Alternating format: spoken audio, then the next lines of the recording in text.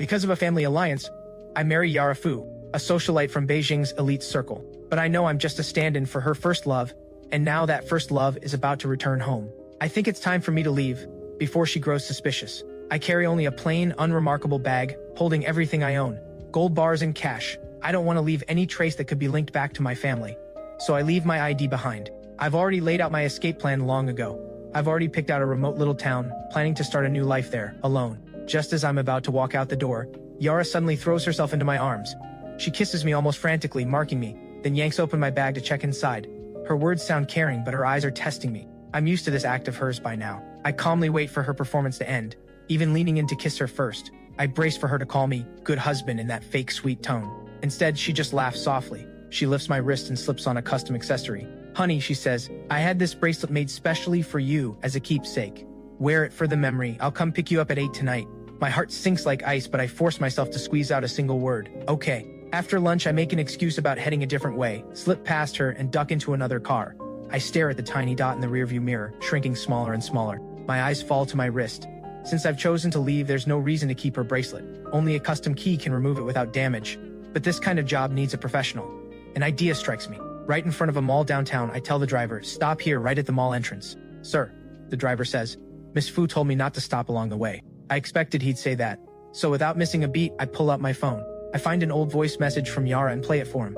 Let him go buy some gifts. The moment Yara's voice plays, the driver breaks into a cold sweat. He pulls over immediately. But the second I step out, he sticks to me like glue. I duck into a random shop with a sign that reads, bracelets removed and repaired. The owner, a cold, indifferent old man, doesn't even look up. Buying a bracelet? I nod, pretending to browse the counter for a while, then say, this one. As he takes it out, I casually lift my wrist. Sir, I want to wear it on this hand, but I can't get this one off. Could you help me take it off?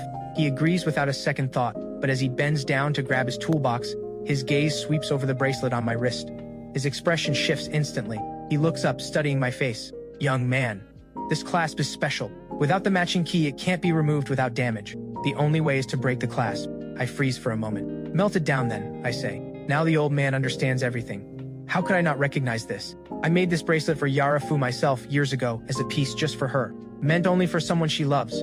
He can see clearly this young man is desperate to escape the relationship. Half an hour later, the bracelet finally comes off. I can't hide the joy in my eyes. I pay and turn to leave. Without a second thought, I toss the bracelet, worth 100 million yuan, straight into a trash can. The driver trails behind me, stunned and suspicious. The moment I get back in the car, 4 huge screens across the mall light up at once, showing the face of Julian Qin, a top celebrity. My heart drops. Julian Qin is Yara's first love. The Fu family owns the largest stake in this mall, so it's obvious who paid for this ad. Right then, my phone buzzes wildly. It's Yara. She's noticed my location signal is gone. I pick up just as the call is about to disconnect. Hey honey, did you go to the mall? Her tone gives nothing away. I look out the window, swallowing my panic. No, I'm stuck in traffic. After a brief silence, she actually believes me. Call me when you get home, she says. I let out a deep sigh. After hanging up, I finally see a message from home. Coco is back in the country. Stay away for now. Don't come back. I look out the window. Too late. The car is already pulling into the courtyard. The moment the butler sees me, his face changes. He drops his bucket and dashes inside. I get out with my bag. Before I even reach the door, a woman in furs storms out.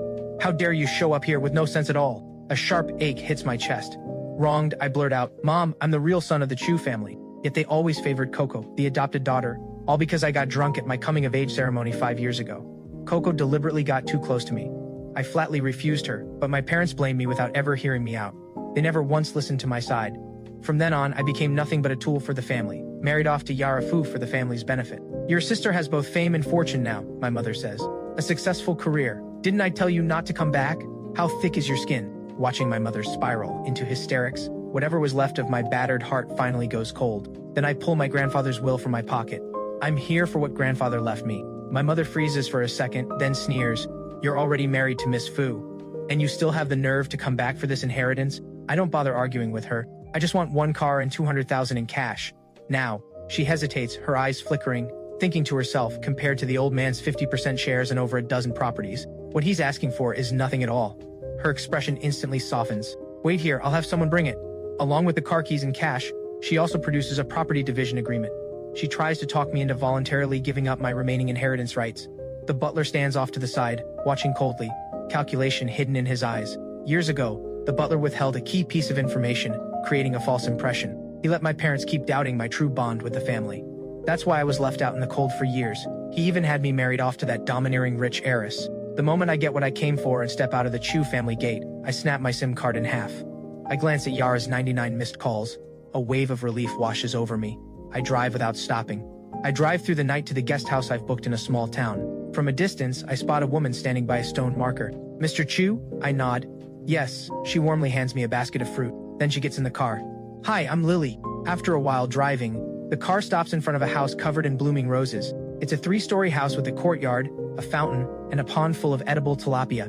Lily helps carry my luggage up to the 2nd floor, then politely says at the door, "Call me anytime if you need anything. I hope you enjoy your stay." I watch her disappear down the hallway before wheeling my suitcase inside.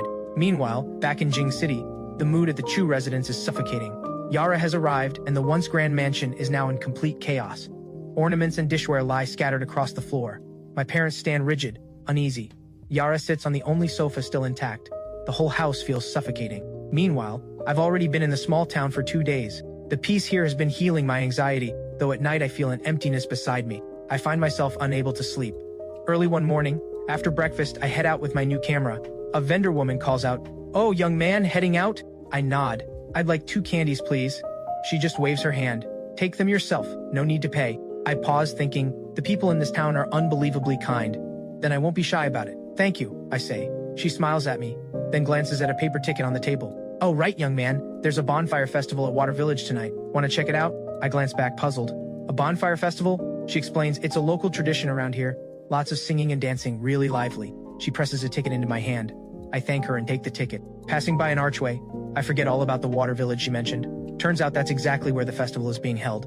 But today I'm heading to the hill across the way to photograph the rapeseed flowers. Yesterday evening when Lily heard I like photography, she said, "The rapeseed flowers there are golden and orange, absolutely stunning." The hill turns out to be farther than I expected. Wind rushes through my clothes at the top, instantly sweeping away my exhaustion. While taking photos, I'm surprised to find there's phone signal up here.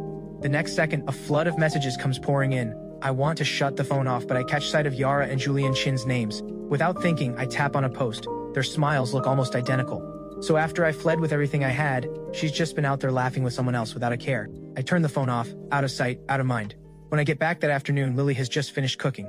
I wash my hands to help out, but catch sight of a lion dance costume in the courtyard. Leo, the neighbor, glances at Lily. "Lily, you're performing tonight, right?" Lily's face flushes instantly, and she hurries out with a dish. Leo turns to me. "By the way, Mr. Chu, are you going to the bonfire festival tonight?" I nod. "The lady at the stand gave me a ticket this morning." "Perfect then. Let's go together later, 9 o'clock tonight." I wait under a street lamp for Leo. He picks me up on his motorbike, but the moment we arrive, someone calls him away to help. In a rush, he finds me the best spot to watch from and says, "Just sit here, I've gotta go." A man nearby greets me warmly. "You're from Jing City, right? Handsome fellow." My chest tightens. I hesitate, then nod. His next words freeze the blood in my veins. "I actually just ran into some people from Jing City on the way here. All dressed up real sharp. Especially the young woman leading them. I'm telling you, I've never seen a woman that beautiful. Looked just like a TV star. That one standing right over there." I follow where he's pointing. My pupils contract instantly. In the firelight, that woman makes my heart lurch violently. I duck my head fast, but I'm still holding Leo's things. I can't just leave. Anxiously, I search the crowd for Leo, but the crowd is too thick, and there's no sign of him anywhere. The bonfire burns brighter, and a crowd rushes forward, joining hands to dance. They completely block the view across from me, and only then do I dare lift my head. Through the shifting crowd, she's still standing there. I'm done for. My heart plummets. Just then, the lion dance troupe approaches, and someone presses a rose into my hand. I freeze, watching in a panic as the lion dance moves on. Then Lily crawls out from beneath the lion costume, and I'm completely stunned. It's her? I hesitate for 2 seconds, then follow after her, shoving everything in my hands into hers. As I turn, I spot makeup on a nearby table, and a wild idea strikes me. "Could I buy this from you?" Lily glances at me and says, "Just use it, no need to buy it." "I might use a lot," I say. She laughs. "Ha, it's fine, go ahead." She takes off her hair clip. "I'll head out first. Shut the door when you leave." The moment she's gone, I grab the contour palette and smear it over my face in a hurry. Then I tuck 200 yuan under it and sneak out, closing the door behind me. The town streets are a maze. I stumble along in a panic, not caring which way I go. Before I know it, I'm back where I started. Wasn't I just here? I mark the wall, then catch a shadow approaching from the corner of my eye. My heart races. A resentful voice drifts into my ear. "Ethan, are you lost?" My fists clench instantly. I instinctively try to walk away, but she strides over and blocks my path. "Ethan, why are you running?" I nervously swallow. "You're chasing me, of course I'm running," I say. To my surprise, that makes her laugh in frustration. She grips my arm tighter. "Ethan, had enough fun? Come home with me." I go rigid all over, stubbornly protesting. You've got the wrong person. I don't know you. Yara pinches my cheek, smudging some of my makeup off instantly. Honey, still not going to admit it? Guilty, I can't meet her eyes. Yara grabs my hand and pulls me along. Where have you been staying? At the guest house on Upper Cliff Street. We arrive at the guest house. A golden retriever barks wildly at her, but she ignores it completely, dragging me straight into the room's bathroom. The makeup on my face won't wash off, and her expression fills with exasperation. I'll go grab something, wait here. Seeing me nod, she finally turns and steps out. I listen quietly as her footsteps fade away. This is my perfect chance to escape, but the moment I pull the door open, Yara is standing right outside. She calmly leans in close. Ethan, where are you going? Nowhere. Step by step, Yara backs me into sitting down on the bed. Without a word, she turns and leaves, gently closing the door. She doesn't lock it. She knows I want to leave. She stands quietly by the door for a moment, loss written all over her face. Ethan, what am I supposed to do with you? She brings back makeup remover. After I wash up, worn out from the day's chaos, I collapse onto the bed listless and drift off to sleep without realizing it. Yara watches my sleeping face and murmurs softly, Ethan, is your heart made of stone? Overhead, the fan creaks as it spins, bringing no relief from the heat. Before long, a thin sheen of sweat breaks out on my forehead. Yara texts Chloe, send someone to install an air conditioner. The moment Chloe gets the message, she sends people right over. A few burly men quietly install the unit. Seeing me finally sleeping soundly, Yara finally relaxes. She isn't the least bit sleepy herself, so she goes through everything in the room and finds only a camera she's never seen before. I didn't know Ethan had a hobby for photography. I thought I already knew everything about him. Now it seems I don't understand him at all. I don't know what he wants. Don't know why he always tries to run, and don't even know how he really feels about me. Even when he occasionally says he likes me, there's always something different in his eyes. The next morning, I stare blankly out the window, and only when I hear the door open do my eyes focus toward it. Ethan, you're awake. I have no intention of responding. I've already run this far, hidden in this remote place to get away from her. And yet she still chased after me anyway. No wonder there were rumors she's petty and possessive. Seeing I don't answer, she says quietly, here we go again, ignoring me like this. Sensing her mood shift, I hesitate for a moment, then reluctantly lean in and give her a hug. Yara is easy to appease. Seeing this, her face lights up instantly. I've been here 3 days already, and I still haven't eaten at a restaurant in town. Yara finishes eating, then watches me polish off every bite of food. I assume that after the meal, Yara will bring up going back home, so while she's out throwing away the trash, I flip over and lie back down on the bed, naively hoping that seeing me look this pitiful might make her let me off the hook. Yara sends Chloe a message, send me a guide to activities nearby. Worried I might not be in the mood. She even has it printed out to ask my opinion. She walks in and sees me curled up in a corner of the bed. She comes over, strokes my hair. Ethan, what have you been up to these past few days? I'm in a foul mood and don't want to talk at all, but Yara doesn't press further either. Flatly, I say, I took some photos around here, went fishing, made a kite. Yara listens carefully, scanning the activities listed on the guide, then crosses off the ones I've already done with a pen. Ethan, is there anything you'd especially like to do today? I'm about to speak, but something suddenly crosses my mind, and the light in my eyes dims again. There was something, not anymore. Lily had told me about a nearby herbal shop, where you can make your own mosquito repellent, using all natural ingredients. A few days ago I got bitten badly by mosquitoes and I'd wanted to give it a try. Doesn't seem necessary now though. Seeing my resistance, Yara loses her enthusiasm too. Ethan, are you trying to make me furious? I pause and stop resisting her closeness. Yara can be a little frightening sometimes, especially every time she catches me after I try to run. Every time she sees me insist on leaving, she looks especially hurt. Her silence always weighs heavily on my chest. I can't tell if it's guilt or suffocation. Ethan, don't ignore me. What do you want? Whatever I can give you, I will. My eyes shift. After a moment of hesitation, I say quietly, I want a divorce. Yara, of course, doesn't quite catch it and gently loops her arm through mine. An odd pressure builds in my chest. I clear my throat, ready to say it again at normal volume. But just as I part my lips, my eyes lock suddenly with Yara's, ghostly and piercing. My heart skips twice. The words on the tip of my tongue get swallowed back down, my gaze drifting uneasily. After a long pause, I finally say, I want to be alone for a while. Yara says nothing, just looks at me, her face full of disappointment. I don't know how long passes. She murmurs, no. A stifled frustration rises in my chest. Almost without thinking, I poke her forehead lightly, only to have her catch my finger. A flash of guilt crosses my eyes, and I look away, not daring to meet hers. Seeing me like this, Yara's heart softens. She thinks Ethan has a fatal pull on me. Every little move he makes tugs at my heart. Ethan, pick a different wish, she says. I think, what's the point of asking for something that can never happen? Yara studies me, thinking it over for a while, then speaks with resolve. Nothing too outrageous though. This time, whatever you ask, I'll agree to it. I look at her intently and ask in a low voice, how many more days can I stay here? 2. She starts but thinks, 2 days won't be enough for Ethan to really enjoy himself. A week should do. So instead she says, 1 week, any longer and Ethan might get bigger ideas. She thinks, worried he might fall for this place and refuse to come back with her. Hearing this, my eyes go wide. A week? That's it? A week's not enough time to do anything. Wait, does Yara really need to rush this much? It must be because her first love is waiting. No wonder she'd bother, in the middle of her busy life, to track down someone as small as me. I really did overestimate myself. Yara's doing all this just to lower my guard. After a long silence, I finally speak. Then for the next few days, don't get too close to me. Whatever I do, don't interfere. Yara thinks my husband is right here in front of me and I can't even get close to him? No, I refuse. But Ethan is looking at me with those puppy dog eyes. Ugh, fine. The words are already out and I'm not the type to go back on my word. Let him have it his way. I decide to head to the herbal shop tucked in the mountains. I've got at least 7 more days here and I refuse to keep feeding the mosquitoes. All right, one more trip up for you two, someone says. I turn around and see Yara standing by the door, glaring at me, clearly displeased. I give her a cold, forced smile and a scoff, then turn without a word to follow the cable car attendant. Yara grits her teeth in frustration, but in the end just makes a face at my back and reluctantly follows along. As Yara gets closer, she overhears me talking to the cable car attendant. Could we use 2 separate cars? I'd rather sit apart from her.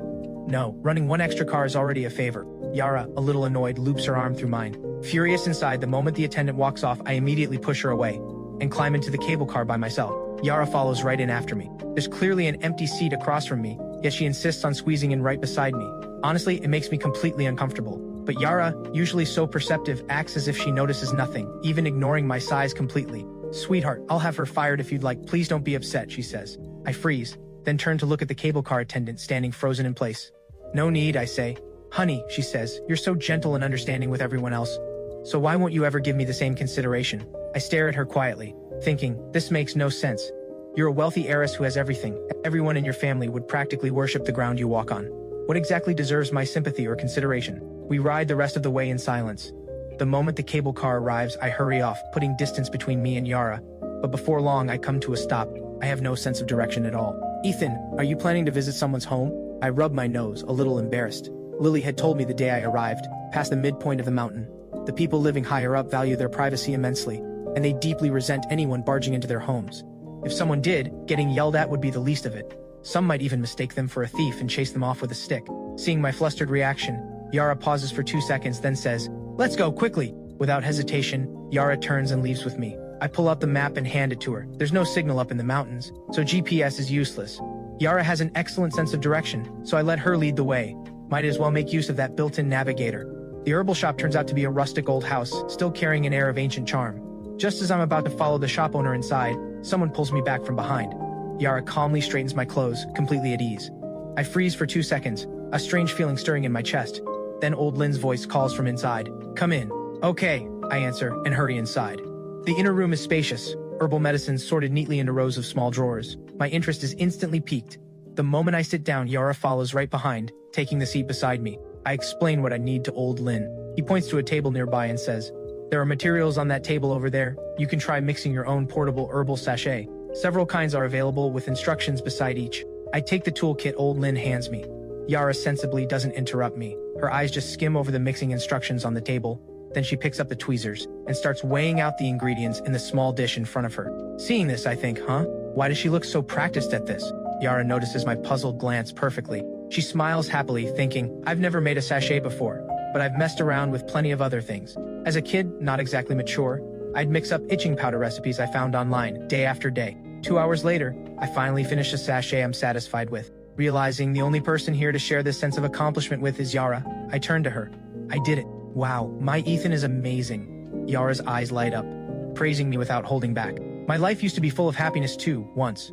But after I turned 18, my parents, always claiming it was for my own good, disciplined me without limits, even taking someone else's side against me, wrongly blaming me more than once. The painful memories rush back. I pick up the tool beside me, planning to clean up the mess on the table before old Lynn comes back. Yara casually takes the cloth from my hand. Ethan, let me do it. Go sit over there. I stare at her blankly, glancing between my side of the table, a mess like a trash heap, and Yara's side, spotless as if it had never been touched. Suddenly, footsteps creak against the wooden floor. Instinctively, I whisper, hurry up. Yara leans in with a bright smile, her face nearly touching mine. Then kiss me first. I don't budge. If you don't kiss me, I've got no motivation, no table wiping. With that, she blinks playfully, her hand resting lightly on my wrist. With old Lynn about to return any second, I lean in and give her a quick peck on the cheek. Yara looks instantly satisfied and turns back to finish wiping the table. Old Lynn is a thoughtful man. After packing our sachets, he throws in a balm as well, along with some cooling oil. Thank you, I say politely, and pack everything up. Old Lin has a son too. As the two of us sit down for a meal with him, his son walks in from outside, looking around 15 or 16, wearing a straw raincoat. "Old man, check out what I—" He stops mid-sentence, his eyes catching the two strangers seated in the room. He freezes for 2 seconds, then hastily turns and runs back out. When he comes back in, he's a completely different person, walking in politely, sitting stiffly beside Old Lin. Yara glances between the boy and me. "Just like my Ethan. Both of you can switch faces like that. Doesn't matter though. My Ethan's handsome no matter what." The four of us eat quietly, each to our own, and the meal passes in silence. Even though I'm a guest, I basically invited myself to stay for this meal. So I figure I can't just sit around doing nothing. Yara pauses for 2 seconds, then decisively takes the bowl from my hands. "I'll do it." I stare at her stunned, as this pampered heiress, who's never lifted a finger for housework, starts washing dishes. With my sensitive nature, a thought hits me instantly. If Yara treats a mere stand-in like this, how far would she go for her actual first love? Would she give up all her pride, grovel at his feet? I grab a broom from the corner and start sweeping the floor. Yara washes the dishes, her eyes flicking toward me every so often. She shakes the water off her hands, comes over, and inspects my hands up and down.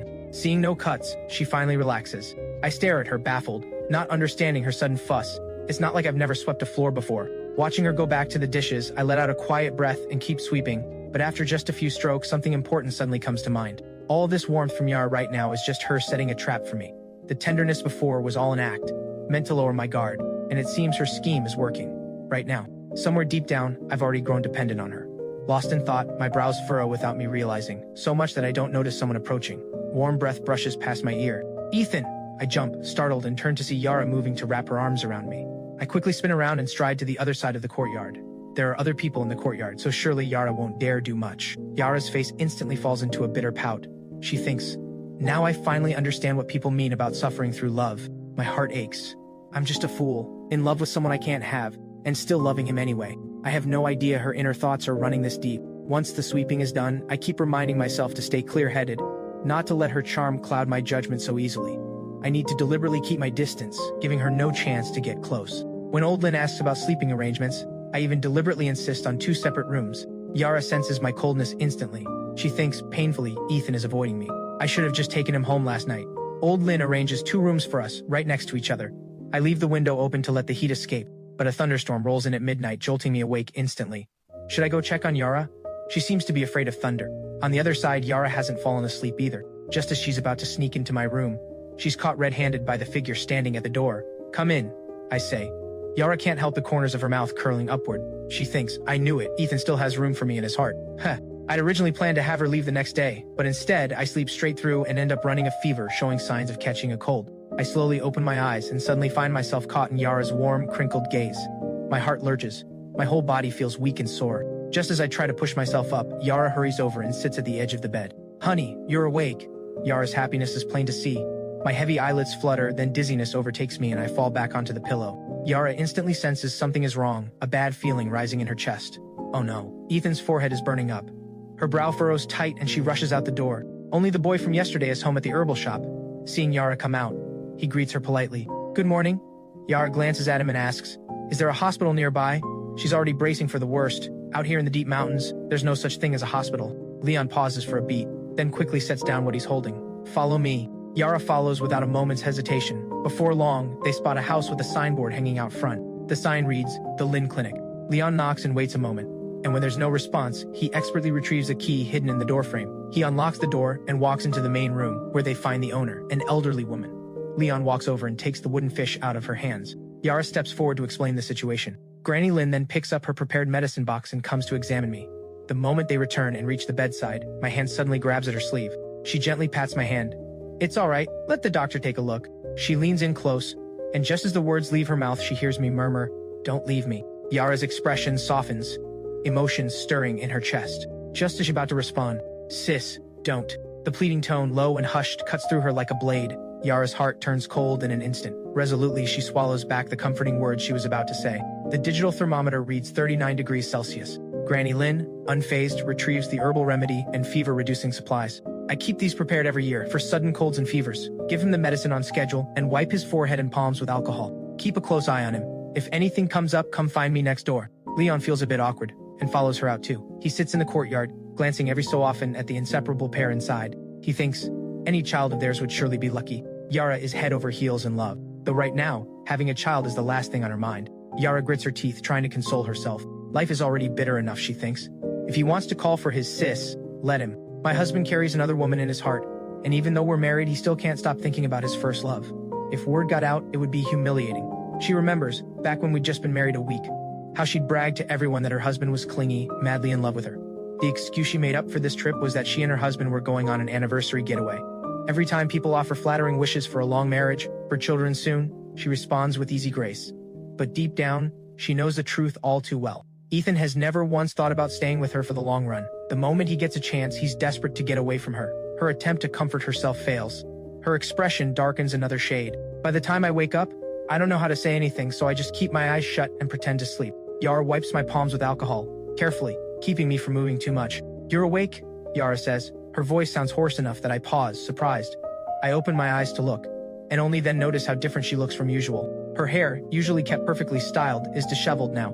Her delicate face carries traces of exhaustion and worry. Even so, that damn beauty of hers is impossible to resist. I look away and answer, Unease stirs in my chest, my heart racing for no clear reason. When Yara leans in to check my temperature, I instinctively pull my head back. Watching this, Yara looks a bit helpless. She thinks, I want to kiss him, but I just agreed to his ridiculous conditions yesterday. If I actually kissed him now, whatever's left of my already shaky image in his eyes would take another hit. In the end, she gently presses her forehead against mine. Not as hot as before. So she was just checking my temperature. I'd misjudged her. Yara pulls up the thin blanket, tucking it around me. Rest up, Ethan, I'll go get you something to eat. People here only eat 2 meals a day.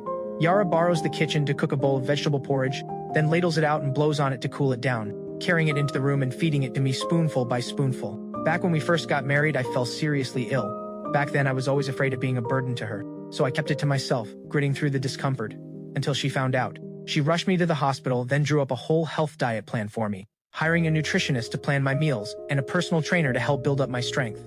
Want more? Yara's voice cuts through. I slowly come back to the present. No more, I say. Yara turns and goes to wash the bowl. I stare at her retreating figure and let out a deep sigh. I know I shouldn't let myself sink into her tenderness, and yet somehow my heart gets tangled up in it anyway. I've already been abandoned once before, and still, my heart just refuses to harden. I still fantasize about someone caring for me purely, without any hidden motives. I really am beyond help. An hour later, Granny Lynn checks my forehead's temperature with her palm first.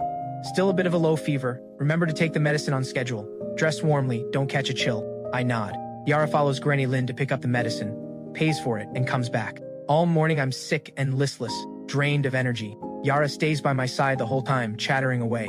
Ethan, listen to this. Somehow she keeps my attention on her non-stop. After a nap around noon, I finally start to feel a bit stronger. I yawn a few times, then climb out of bed. Yara hears the sound and wipes her hands before coming over to hug me. You're up. I let out a soft hum in response, rubbing my slightly heavy eyes. Yara asks, do you want to head down the mountain today or wait until tomorrow? She straightens my collar for me.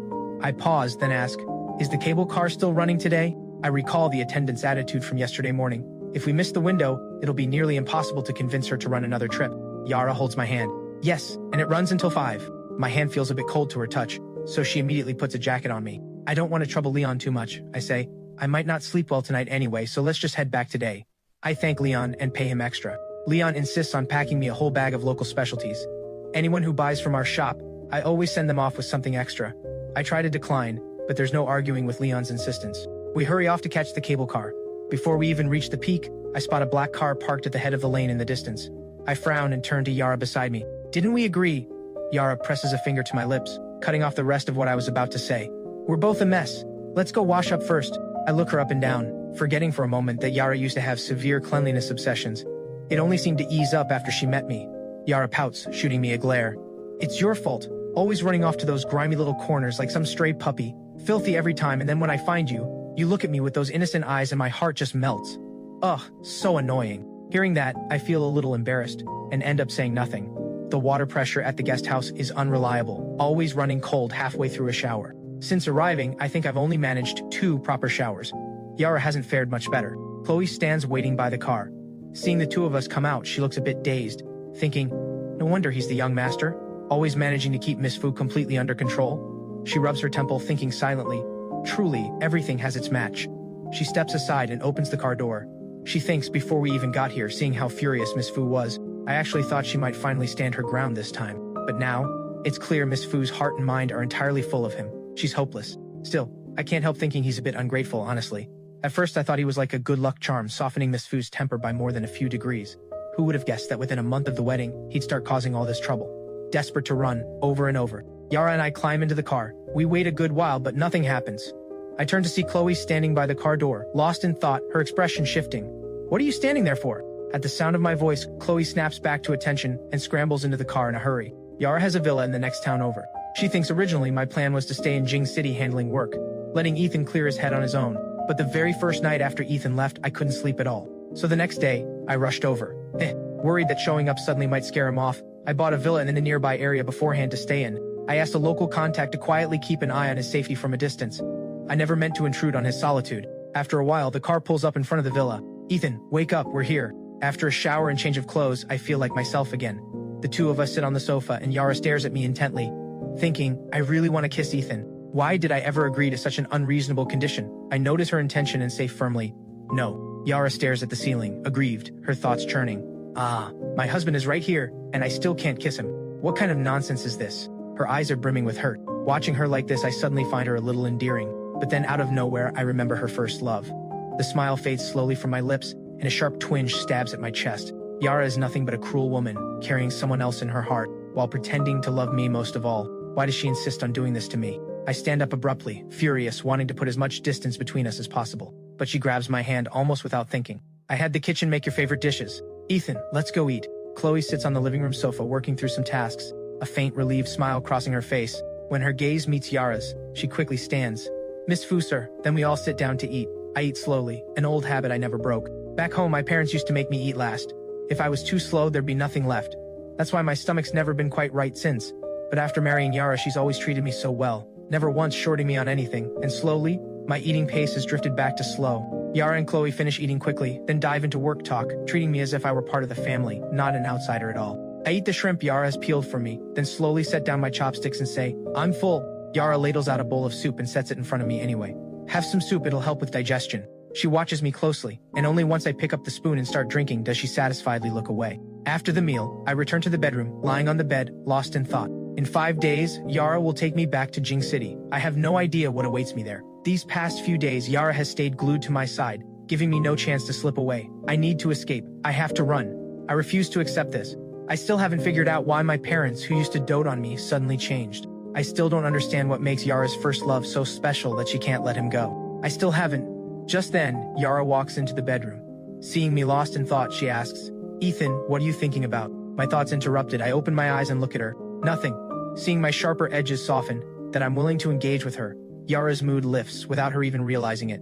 Ethan, please stop running. Whatever you want, I'll get it for you. I've heard that line so many times it's worn a groove in my ears. Whether I take it to heart is one thing. Whether I actually believe it is another entirely. There was a time these words used to thrill me, made me feel like Yara couldn't live without me. Now, it just seems laughable. Her words are just words, nothing to take seriously. I was naive before, actually believing them. I'm not the least bit sleepy now. After staring into space for a while, I get up and settle into the single armchair, scrolling through news. Yara asks, can't sleep? She's a light sleeper, always able to sense my slightest movement. Yeah, I say. Seeing her start to get up too, I quickly add, don't worry about me, just keep sleeping. Yara pouts, aggrieved. I can't sleep with my husband not beside me. Suppressing my racing heart, I go back to bed. The corners of Yara's lips lift as she leans in and wraps her arms around my neck. Such a good husband. I don't know if it's to avoid more trouble, or just to keep her from thinking I'm trying to run again. The room falls back into darkness. I turn my phone brightness down to the lowest setting, and scroll past a post about a sudden crisis hitting the Wen family, posted 2 days ago, the very day I ran. Yara, what am I supposed to do with you? The rest of the days pass in a blur of activity. On the last day I have no particular plans, but Cindy, Lily's friend, happens to stop by to borrow a basket. Lily, lend me a basket. I'm gonna pick wild berries. Seeing my interest, she enthusiastically invites me. Hey handsome, come along. I happily agree. She waves me over from her bike. The spot is a bit far, so we'll need a motor tricycle to get there. Just as I settle into the cart, Yara's pale hand reaches out toward me. You're coming too? Hearing this, Yara pouts, aggrieved, thinking, what is this? Ethan didn't even include me in his plans. What does that make me, some shameless tag-along? Just then, Cindy steels herself and speaks up for me. The tricycle might not fit this many people. Yara glances sideways at her, then climbs into the cart and sits right beside me. Who are you calling sis? Ethan. We'll just squeeze in. Of course I'm coming along. I just don't feel comfortable letting Ethan go up the mountain alone. The mountain paths aren't easy, and I'll be there to help if he needs it. The wild berries grow in thick clusters, a bright red patch visible from far away. The tricycle stops. The mountain bumps have left me feeling a bit queasy. Concerned, Yara pops a piece of chocolate into my mouth, then says with a proud little air, "See? I told you my husband can't do without me." "No, I don't," I say. Sure, she says. "It's me who can't do without my husband." I shoot her a glare, snatch the basket from her hand, and head over towards Cindy. While the two of them were bickering, Cindy has already picked quite a lot. "These wild berries are really sweet, and juicy too. You can eat them straight off the vine, or juice them, or use them in desserts." Having just watched our little exchange, Cindy already understands the situation. A couple having a spat. She was going to keep her distance for a bit, but suddenly remembers the rose she'd given out at the bonfire festival. Her steps come to an abrupt halt. No, I need to clear this up, otherwise it might cause trouble for him. Just as I ask Cindy to borrow some gloves and scissors, she speaks up. "Don't worry about the rose from the bonfire festival that night." I pause for 2 seconds, then nod without really thinking. Yara, listening in, catches every word. "What rose?" she wonders. "What's going on here? Is someone eyeing my husband?" I grab 2 pairs of gloves and 2 pairs of scissors, then hand them to Yara. "I just tried one, it's really sweet. Let's pick more to take back. Let Chloe and the others try some too." "All right." He's talking about bringing berries back. That means he's not planning to run off. "The branches have thorns, be careful," she says. Yara nods happily, thinking, my husband is so thoughtful. The two of us take our time picking berries, then head back to the guest house. Cindy hands me another basket of berries. "I heard you're leaving tomorrow. Here, take this. It's homemade, sun-dried." Yara watches me grinning like a fool, a hint of jealousy stirring in her chest. "Thank you. I won't be shy about it then." Yara stays quietly jealous until Cindy leaves, then finally steps forward and hugs me, nuzzling into my chest. "Ethan, can't you tell she likes you?" Stunned, I say, "That's impossible," seeing my baffled expression. Yara's face lights up with a smile. "Then can you tell how much I like you, Ethan?" My heart pounds fast. Yara likes me? Well, of course, she likes this face. Likes every trace on me that resembles her first love. I stay silent, unsure how to respond, without getting an answer from me. The light in Yara's eyes seems to shatter. She thinks, "It seems Ethan really doesn't like me. I should have seen it coming. Why did I even have to ask out loud? Wasn't that just asking for humiliation? Forget it. So what if Ethan doesn't love me? It's enough that I love him. We've been married almost 2 years now, and even without love we've managed fine, haven't we? At least he still says he loves me sometimes. That's enough for me." The topic drops there, and neither of us brings it up again. I find a few bags and split up the berries meant as gifts. Then I remember the dried fish Leon gave us. There's quite a lot of it too. Enough to share with Chloe and the others. I remember she likes fish. Yara helps me pack everything up, hearing the instructive tone in my voice. She feels an odd sense of unease. "Ethan, why don't you just divide it up yourself when we're back?" "I won't remember." I lower my head, my voice a little muffled. "I'll ask Lily for some sticky notes to write it down." Yara senses something's off with me and lifts her eyes to look at me. "Ethan, what do you mean by that?" Caught in her suspicious gaze, I suddenly realize I've overreacted, fumbling with the bags to hide my nervousness. "I'm just worried I'll forget by tomorrow, and besides, you should help me deliver these too." After a moment of silence, trying to dispel her suspicion, I speak again. "Though it's not much, I could deliver it myself too since you're so busy." Yara gently loops her arm through mine. "Ethan, you'd better not be lying to me." Heart pounding uneasily, I shake my head lightly. "I won't." Watching me like this, Yara's unease only deepens. She rises on her toes, trying to get closer, but I gently turn my body away. Yara's mood grows a little irritable. She doesn't say anything more. She waits until deep into the night, watching the clock tick past midnight, before finally, with a legitimate excuse, pressing a kiss to my lips. I open my eyes, looking at her, weary and confused. A little guiltily, she says, "Ethan, go back to sleep. We need to head out early tomorrow." Speechless, I roll over and go back to sleep. I never imagined Yara's idea of early meant before the sky is even fully light. Still deep in sleepiness, she wakes me up. Irritated, I scratch my head and drag myself up. Even though it's early, most people in the town are already out, starting their day's work. "Breakfast is ready," Lily's voice calls out. After we finish eating, we find a visibly tired Chloe waiting by the roadside. She thinks, I got jolted awake by a call from Miss Fu at dawn and rushed straight over, thinking maybe he'd run off again, but turns out nothing happened at all. So sleepy. Once we're in the car, Yara glances at her flatly. Drive. I watch the town streets slide past outside the window, a tangle of emotions rising in my chest. Yara quietly scoots closer to me. I turn to look at her. "You clearly had every chance to force me back to Jing City from the start. So why spend an entire week here with me instead?" Yara's fingertips tighten around my sleeve, her voice carrying a note of hurt. "I was afraid if I pushed you too hard you'd never want to see me again for the rest of your life." We ride the bumpy road all the way back to the Fu family villa. Yara sits down beside me. "Ethan, you've always believed you're just a stand-in for Julian Chin, haven't you?" I lower my eyes, a bitter smile crossing my lips. "What else would I think? Your beloved first love is about to come home, and me sticking around was always going to be redundant." She says, "When I was young and naive, I only admired him briefly. I never once felt any romantic feelings toward him. Since marrying you, you're the only one who's ever moved my heart." and Julian already put out a statement on his own, saying we're nothing more than casual acquaintances. Those photos online were just staged shots from a promotional event. The bracelet I put on you was only because I was afraid something might happen to you. The tracking was for safety, in case of an emergency, not to spy on you. The old man who repairs bracelets is someone I've known for years. I specifically told him to remove it for you the moment you wanted it off. I freeze, the knot in my chest, tangled for so long, finally coming undone. The next morning, Yara takes me straight back to the Chu family home. The moment we step inside, we catch Coco and the butler red-handed, embezzling grandfather's inheritance and presenting forged testimony to twist the truth. Security footage captures the entire scheme in full, the butler's deliberate manipulation years ago, and Coco's role in stoking the misunderstanding. My mother breaks into tears in front of me. Ethan, your father and I were foolish, trusting the wrong people. We've wronged you for so many years. Coco's face turns ghostly pale, still trying to argue her way out, but the evidence has already been submitted to the police. She and the butler are ultimately sentenced under the law for embezzling a massive fortune from the family. All the illegally seized assets are returned. Grandfather's shares, the properties, everything now belongs to me. Once the matter at the Chu family is settled, we make a special trip back to the small town to say thank you. Lily smiles, handing over a basket of sun-dried wild berries. I could tell right away you two truly understand each other. Take good care of each other. Leo pats me on the shoulder. Come back and visit anytime you're free. Take some photos. Clear your head. Leon's grandmother presses a calming sachet into my hands. Wishing you both peace and health every year. On the trip back to Jing City, Yara clears her schedule of anything unnecessary. We sit on the balcony, letting the breeze pass over us. I reach out and take her hand first, saying, Yara, before, I was too narrow-minded, always trapping myself in this obsession over being a stand-in. That's why I kept trying to run, again and again. Yara's eyes redden slightly, her hand tightening around mine in return. It's my fault too.